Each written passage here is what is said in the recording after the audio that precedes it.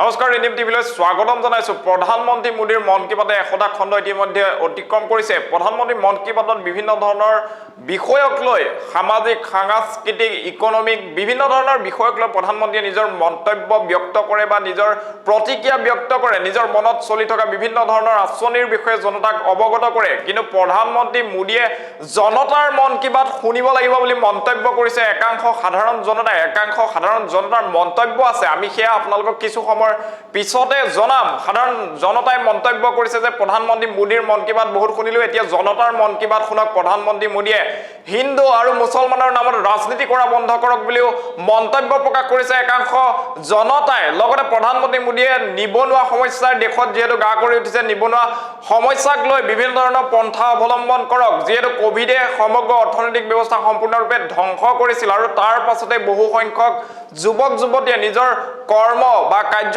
হেৰুৱাই পেলাইছিল আৰু তাৰ পিছতে তেওঁলোক নিবনুৱাত পৰিণত হৈছিল আৰু সেইসকল নিবনুৱাৰ সংস্থাপনৰ বাবে ব্যৱস্থা গ্ৰহণ কৰক প্ৰধানমন্ত্ৰী নৰেন্দ্ৰ মোদীয়ে। এই মন্তব্য কৰিছে সাধাৰণ জনতাই। এই মুহূৰ্তত সাধাৰণ জনতাৰ মন্তব্য আছে, সেই মন্তব্য আপোনালোকক পোনপটীয়াভাৱে শুনাইছো। মোদী ডাঙৰীয়া, আপোনাৰ মন কী বাত বহুত শুনিলোঁ আৰু ধন কী বাত যে আদানীৰ লগত পাতি থাকে সেইবিলাকো আমি দেখিলোঁ। এতিয়া আমাৰ মন কী বাত শুনক। মূল্যবৃদ্ধিয়ে গোটেই দেশখন কোঙা কৰি পেলাইছে। মূল্যবৃদ্ধি ৰোধ কৰাৰ ক্ষেত্ৰত গুৰুত্ব দিয়ক। আমাৰ মন কী বাত শুনক।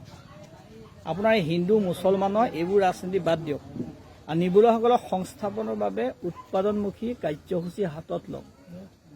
আৰু আপুনি যদি নিজৰ মন কী বাতেই কৈ থাকে, ৰাইজৰ মন কী বাত নুশুনে নহয়, ২৪ত আপুনি সাজু হৈ থাকক আপুনি ৰাজনীতিৰ পৰা সন্যাস ল'বলৈ।